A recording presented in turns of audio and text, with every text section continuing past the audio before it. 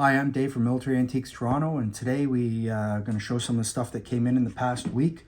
It's an assortment of little things, but you know what? It's something different, and you know what? Something different, nothing wrong with that. So now for now, something completely different.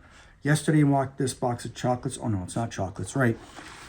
It's a bunch of Elastolin. So we have a bunch of World War I, World War II. There's a couple of World War I in here. German soldiers in Elastolin, which are popular. There you go. Look at that. It even says Elastolin on the base. There was a lot more than this, but they were all broken and damaged, and they wanted me to buy them, and I went, yeah, no, I'm not buying it. It's all damaged. I'm out. I'm not interested in that because it's a hard sell. It does have value, but it's problematic because it'll sit there forever. So there's all of those. There's about 26 of those in total or so. So I got to get that processed. So no chocolates, but Elastolin. So what the hell? Then I picked these up. They walked in the door. They're a pair. They're cast in bronze bookends.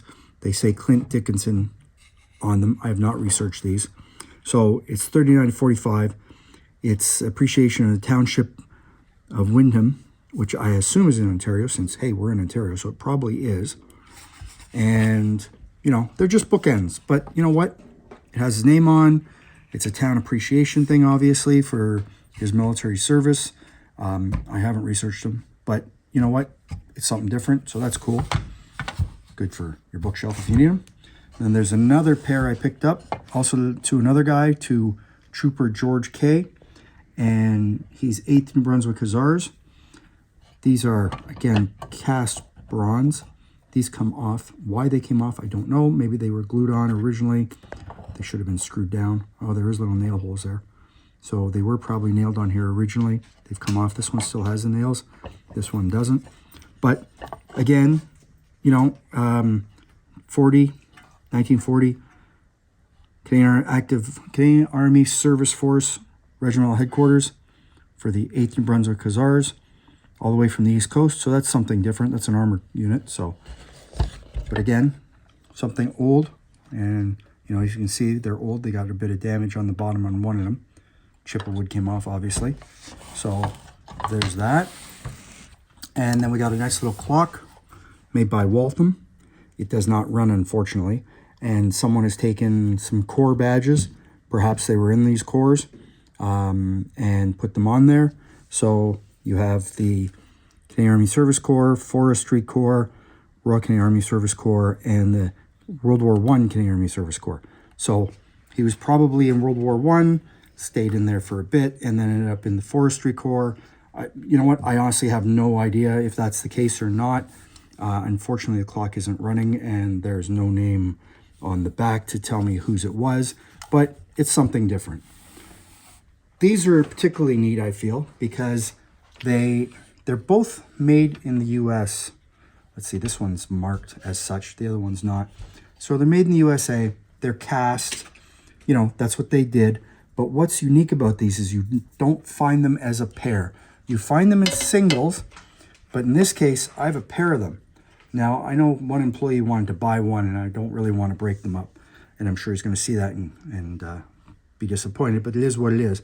So though they're made in the U.S., you obviously have the British Bulldog and the Canadian Beaver in here.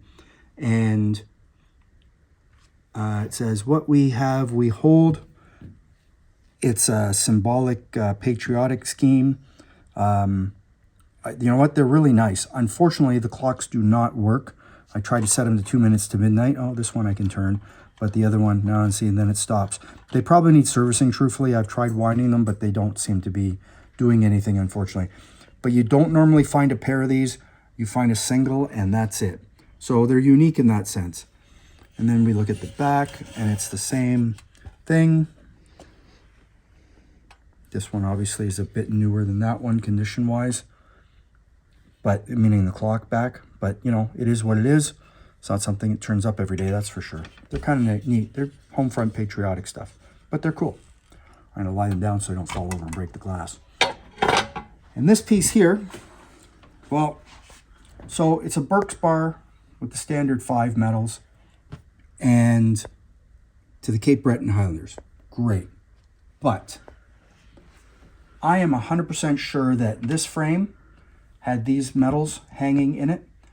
Someone glued this in, unfortunately, and same with the picture. So obviously this is him, and he didn't make it.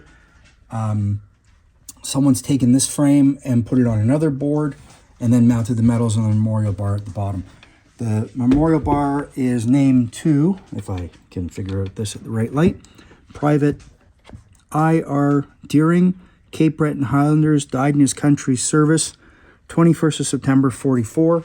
So this is really nice. I wish it hadn't been glued in, but you know, it is what it is.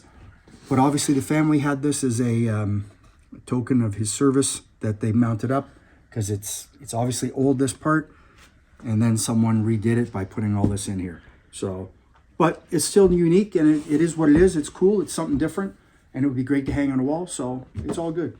So that's it for today. Thanks for looking. Follow me on YouTube and Instagram and Facebook.